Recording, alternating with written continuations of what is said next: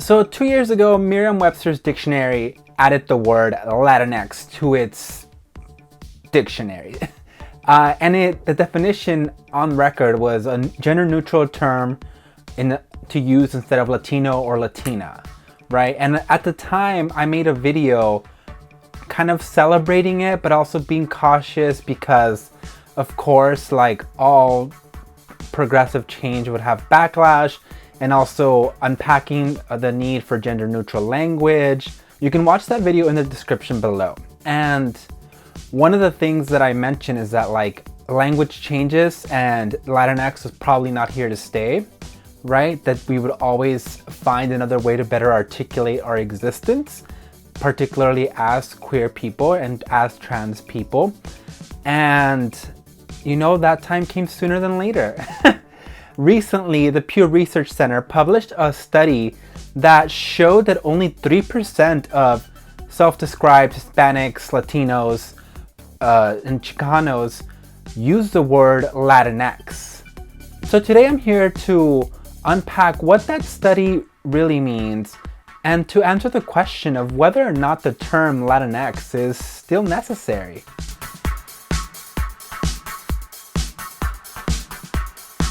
Hi, I'm Ruben, and today we're here to talk about Latinx once again. Latinx Redux, Latinx Part 2, Electric Boogaloo. But because we've already kind of covered some of this ground, and because like I've had to defend gender inclusive language for years already within the Latinx community, like from a lot of particularly cishet Latinos, I am kind of over it. So what we're gonna do today is that I'm gonna do a get ready with me while I unpack this recent Pew Research Center study. The get ready with me is actually for another video that I think I'm more excited about, even though it might not do as well as this one. But yeah, so let's get started. I already have my little headband thingy to keep my hair out of my face. Yeah, first we got our foundation, and I am using Fenty's Soft Silk Pro Filtered Hydrating Primer. Blah. Oh my god, I'm never gonna make it as a beauty YouTuber.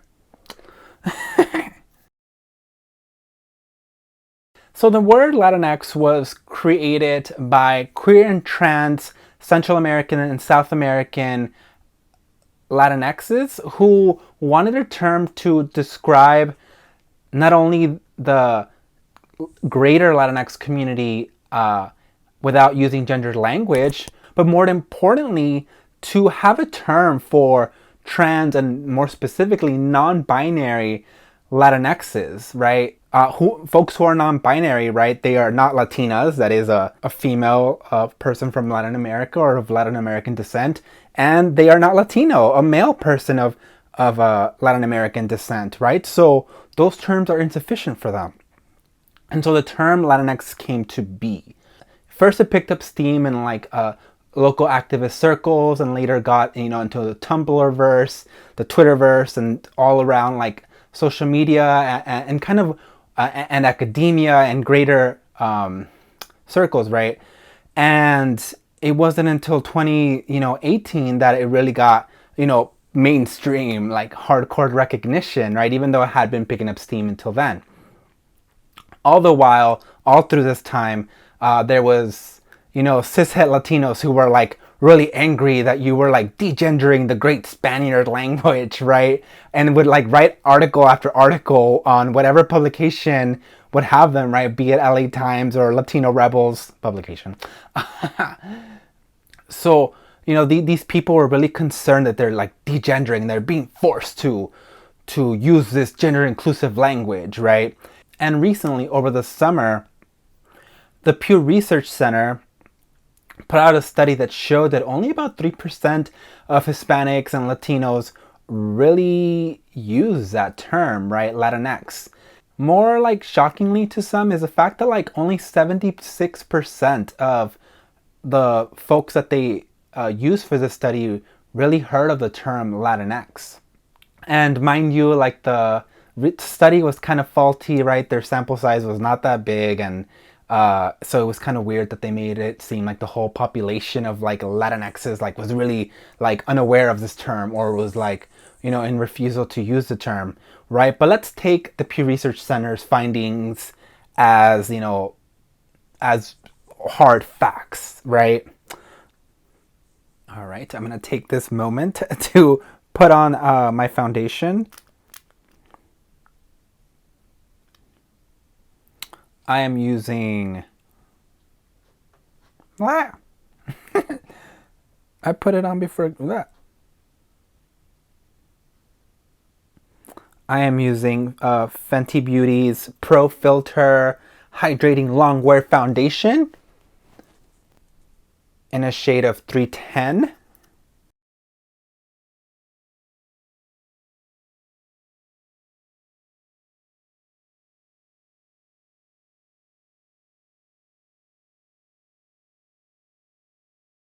Okay, and so and so let's say that, so okay, and so now that we're done with applying foundation, so let's say that you know, the study is true, right? And that only 3% of all Latinx's or Hispanics or Chicanos, Chicanx's, that all of them decided that only 3% like of them use the term Latinx. What this study kind of fails, maybe on purpose even, or maybe it's just an oversight, what this fails to really get to the root of that is that like it never bothered to ask like if they knew why the term existed, right? Again, the term exists, the term Latinx exists to make space for non-binary Latinxes. And if they didn't know why it existed, the follow-up question to that should have been, what is your proximity to trans Latinxes, to non-binary Latinxes, right? Because what it misses ultimately, like at the root of this, is that we live in a transphobic, homophobic, you know, lesbophobic, NB-phobic society, right? It's not, and so given that, it's no wonder that only 3% of the population is going to want to use an inclusive term, right? Like, it's not like all of a sudden magically because this term exists that everyone's going to embrace it. No, people are still homophobic and transphobic. Hello. So obviously, like, folks are not using it, right? That would take an actual desire to improve the material conditions of queer and trans Latinxes, but that's not what the root of this research was at all. Chicanos and Latinos who are cishet, right, really latched on to this research as like proof of, you know, the need to end Latinx, right? And you know, the end all be all when it comes to, you know, the Latinx voice, when it was like in this white ass institution, right? Like ask any fucking Latinx on the street like what the Pew Research Center is, and they're gonna be like, pew pew que, right? Like you only want to be like, oh, we only take the word of pure Chicanos or pure Latinos, you know, as like the final say in these issues, right? And but then at the end of the day, you take the word of like this white ass institution, right? But that's none of my business. That's your business, right? Because one of the big arguments against the word Latinx is that it was created by like white academia, when in fact it wasn't. It was created by working class Latinxes and who were trans and queer, who demanded space for themselves in the greater community. Because as this research shows, right, like very few people are willing to make space for us in our own damn community.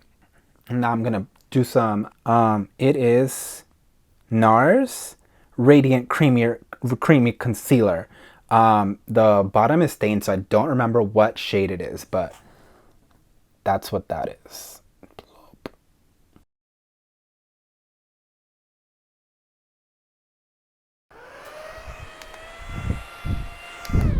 Gonna use my little fan thingy to make this process go faster. And so it's just really funny to me about like when certain cishet Latinos, Chicanos want the word of like white experts and they take it like as gospel, and when this perceived whiteness, right, of academia, right, is rejected, as in the supposed creation of the term Latinx. And it's part of this like longer history of cishet Latinos believing that queerness is somehow a production of like whiteness, right? And that's like a whole topic in and of itself, right? How a lot of folks who are Latinx and queer or trans are often pushed away from the community, right? And then when they no longer show like very obvious tells of like Latinx culture, they're labeled like whitewash, or they're labeled like white, aspiring, right? Without taking into consideration that like they were pushed out of their own communities. So, right, which is again why the term Latinx was used, right, or created, right, to recenter trans people, non-binary people, queer people who are of Latin American descent, right? It basically said like, you're not making space for us, so we're gonna create our own thing, right? And you can use it, and we would prefer if you did, but if you didn't, right, that's your problem. Like, we created our space. And so it was always it's always been really surprising to me that cishet Latinos have really felt attacked by this term of inclusivity, right? As if inclusivity was such a burden to them, right? As if decentering their cisgender heterosexual experiences was an attack on them, right? And that should really tell you about like the power of like language and its capacity to attribute power, right? Because, try calling one of these cishet Latinos like by either Latina if they're, cis male, or like, and like watch for a reaction, right? Or watch for like a small wince, because it is obviously a gendered language, right? And in any case, like a better survey would ask questions like, again, what's your proximity to LGBT Latinxes? What are you doing for LGBT Latinxes, right? Because that's what ultimately matters. Like, and if we're being honest, even LGBT Latinxes have kind of stopped using Latinx as much. And I'll explain after I put on some contour. Today I'm using some more Fenty Beauty. I'm using the Matchstick matte skin stick in a truffle color. That's that.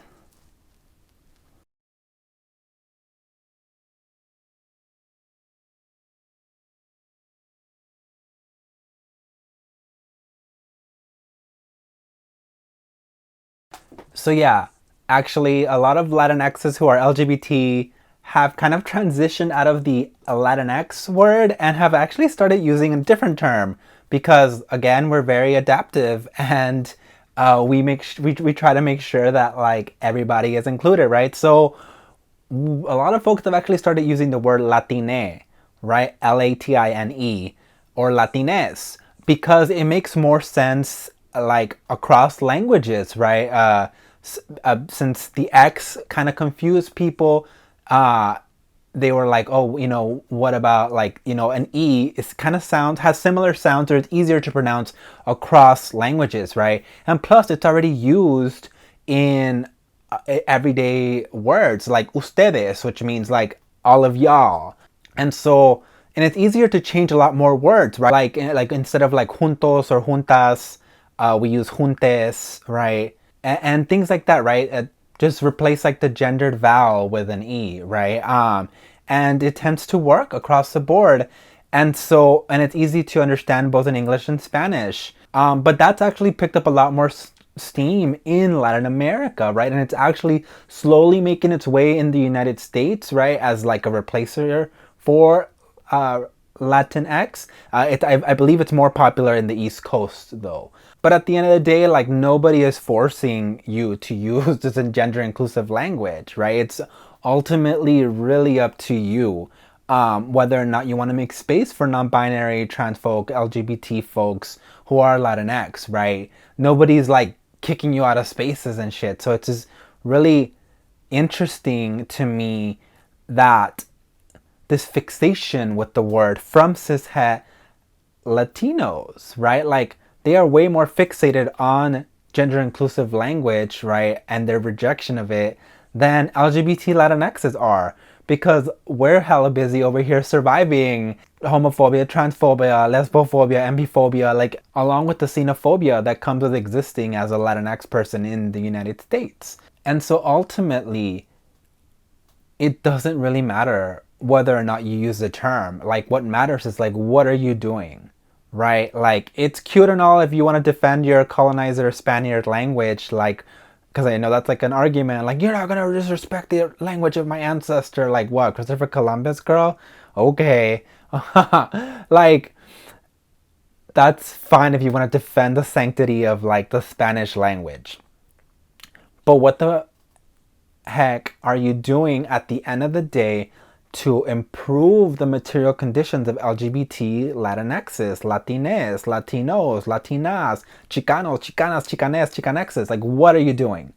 And if you don't have an answer for that, that is way more important than whether or not you use an X or an E or an O or an A, because your answer to what you're doing to improve the material conditions of Latinxs defines whether or not we're like accepted in public, right? Whether or not we find housing, right? Because it's important to note that while this whole conversation is taking place, 40% of the homeless population, ages like 13 to 26, is LGBT, and the majority of that 40% of LGBT homeless youth populations is Black and or Latinx, right? So that to me is kind of a more important issue that we tackle, right?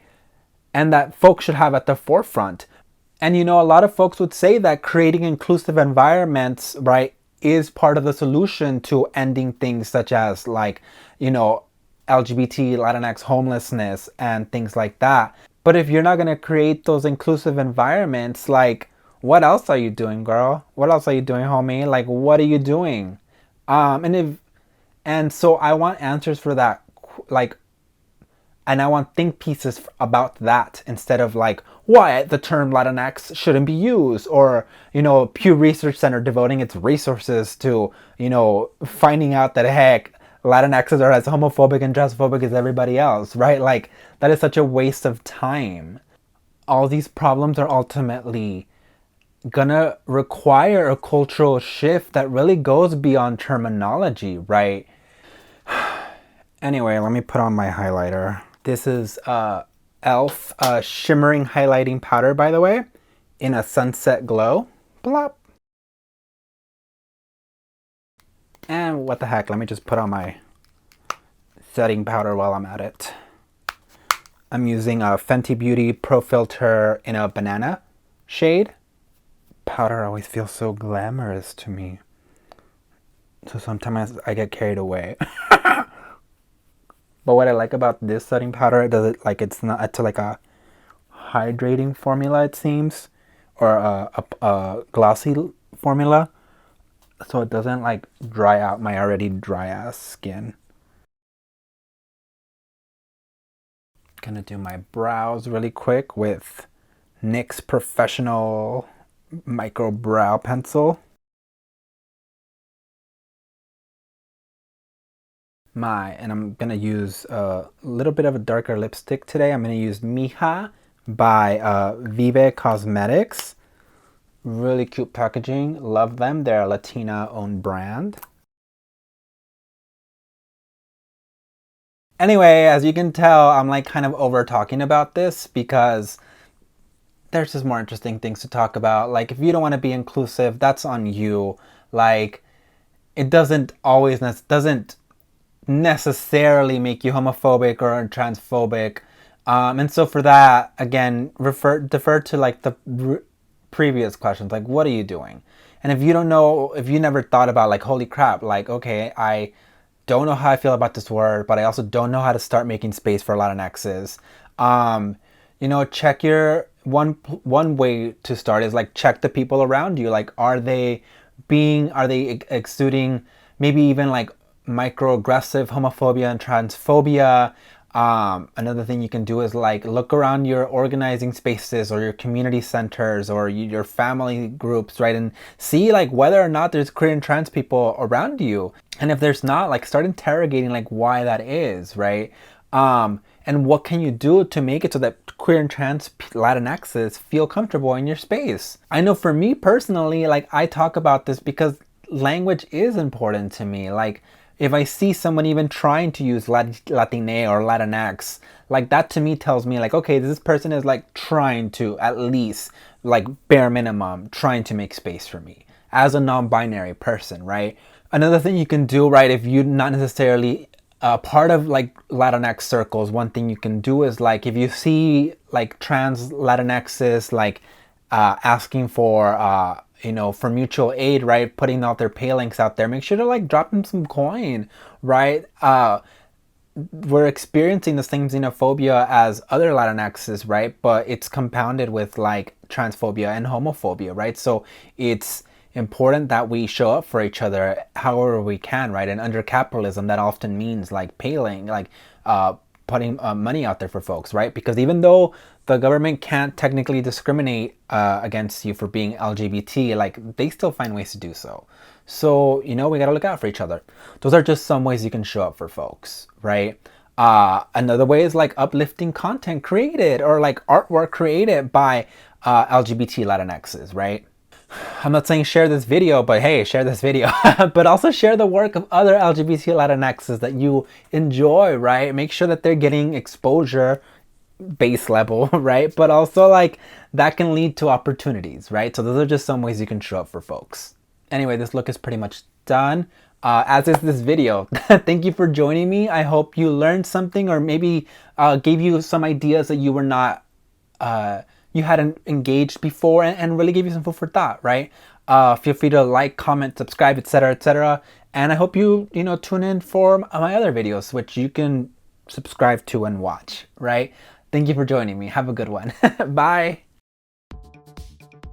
If you would like to support the ongoing content creation of this YouTube channel and like all of my blogs and podcasts, if you listen to that or engage that, feel free to join my Patreon. Anything as little as $1 goes a long way, like for real, right? So check out the tiers. There's different ones, right? There's $3 tiers, $5 tiers, and they all come with their own rewards. And check out to see if that's something that you might be into. It really helps me keep the content coming.